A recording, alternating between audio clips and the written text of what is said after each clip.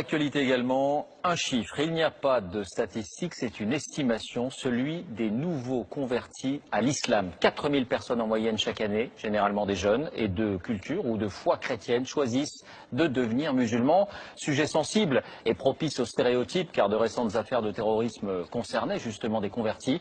Alors au-delà des images toutes faites, qui sont-ils vraiment et pourquoi ce choix? Regardez l'enquête d'Arnaud Comte et Julien Pelletier. Ils se prénomment Stéphanie, David et Nicolas. 3 histoires, 3 parcours personnels ponctués par une même évidence. Les questions que je me posais, je trouvais mes réponses dans l'islam. Si j'avais pas trouvé la religion, peut-être que je serais devenu délinquant. Ça m'a permis vraiment d'avoir une ligne de mire et d'avancer sereinement dans la vie. S'ils acceptent aujourd'hui de se livrer, c'est pour, disent-ils, ôter les verrous, casser les préjugés qui entourent leur conversion à l'islam. J'arrive. Stéphanie Desportes a suivi cette voie il y a plus de 10 ans. On commence par qui? T'as faim? Cette Picarde de naissance vit aujourd'hui en région parisienne où elle élève ses 2 petites filles qui, comme elle, ne mangent pas de porc et parlent quelques mots d'arabe. Comment on dit Manel? Tu dis Amdoula? C'est bien, c'est pas mal. C'est pas mal, c'est un bon début. On a fait ce choix de vivre avec nos valeurs dans l'islam. Donc on essaie d'inculquer également à nos enfants la même chose. Le mari de Stéphanie est d'origine tunisienne. En fait, j'ai une seule photo de mon mariage civil. Mais elle aime préciser qu'elle avait choisi l'islam avant même de le rencontrer. Un long cheminement né à l'adolescence. Voilà. J'ai beaucoup lu, j'ai été très attirée, très jeune par l'islam. Je me trouvais apaisée, je trouvais un climat de chaleur, je me sentais très bien, très à l'aise. Et après, quand je suis allée au contact de musulmans, j'ai eu le sentiment d'être à ma place. Mais pourquoi cette religion plutôt qu'une autre? J'ai fréquenté des établissements catholiques. Je n'ai pas été baptisée, mais bon, j'ai un petit peu baigné dans ce milieu-là. J'ai pas trouvé toute la tolérance et toute l'ouverture d'esprit qui me tenait à cœur. Si aujourd'hui son discours est assumé, cette assistante maternelle issue d'une famille de tradition chrétienne a longtemps vécu sa foi, secrètement. Je faisais la prière en me cachant. Ou... Ah bon? J'allais me cacher, quoi. J'allais dans la chambre et puis je faisais la prière, mais c'était pas quelque chose qui se savait. Parce que vous aviez honte de vous être converti? Pas du tout. Jamais j'ai eu honte de me convertir ou d'être qui je suis. Jamais. Pas du tout de la honte. Mais encore dans un souci de préserver les autres. Je suis Parce que vous pensiez que votre choix pouvait faire du mal à vos proches? Du mal dans le sens où c'est pas encore quelque chose qui est très compris. Je sais. Et justement, je pense que parce qu'on ne connaît pas, on a peur, on juge. Cette peur d'être jugé, rejeté par les siens, Nicolas l'apprivoise depuis 1 an, depuis qu'il se rend chaque semaine à la mosquée de Voipy, dans la banlieue de Metz. Vous venez tous les vendredis là? Tous les vendredis, oui. Pour profiter un peu de la sérénité, de la spiritualité ambiante. Voilà, comme ça. Nicolas tient à nous présenter l'imam Al-Hussein, avec qui il a prononcé la Shahada. Quelques mots, une profession de foi qui en une poignée de secondes a scellé son entrée dans l'islam. La ilaha illallah Muhammad Rasulullah.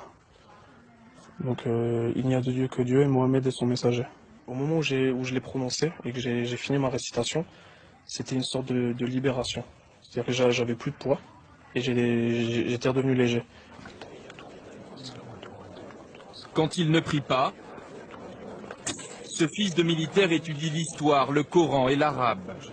Depuis sa conversion, il a repris des études, lui qui à l'adolescence préférait les petits larcins au banc d'école. J'avais besoin de ne plus faire ces choses-là. En même temps, voilà, voler c'est tellement facile, se faire de l'argent c'était tellement facile. J'avais besoin de quelque chose pour me casser de ça parce que je savais que c'était mal. Et ce cas-là, j'ai trouvé dans l'islam et nulle part ailleurs. Ça aurait pu être autre chose, mais je ne l'ai pas trouvé. On pourrait penser, à vous entendre, que l'islam est finalement une lubie comme une autre. C'est-à-dire? Vous entendez quoi par là? Une mode. Une mode? Je pense que la mode, c'est plus pour ceux qui commencent à s'intéresser à l'islam parce qu'ils ont des potes maghrébins ou une fille qui les intéresse. Moi, c'est pas du tout une mode, c'est juste que...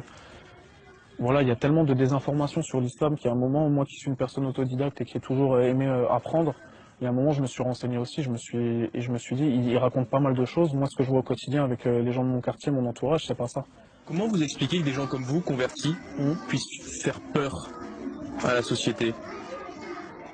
Je sais pas, j'ai les yeux bleus, j'ai un joli sourire, je comprends pas.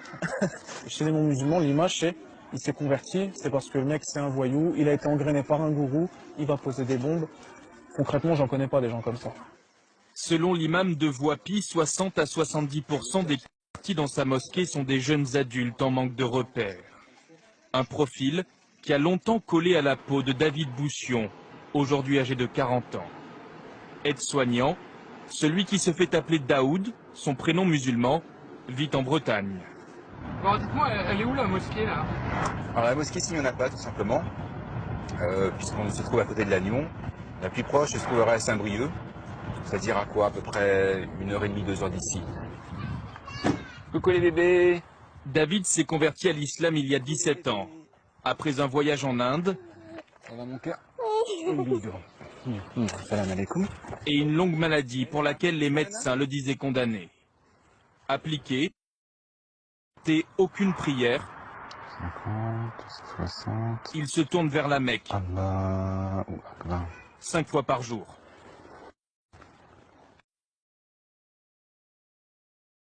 Avec du recul, David reconnaît qu'il aurait pu faire l'intégrisme au début de sa pratique.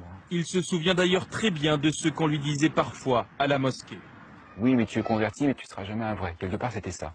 Et comme beaucoup de convertis, ce qu'on veut faire, du coup, c'est rattraper une sorte de temps perdu et vouloir appliquer les choses, être très rigoriste et vouloir absolument tout appliquer.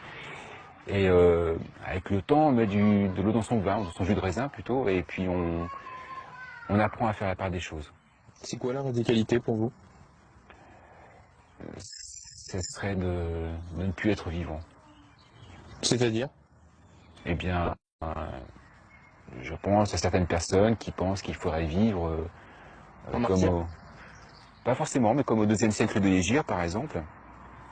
C'est-à-dire 2 siècles après la révélation de l'islam, en Arabie.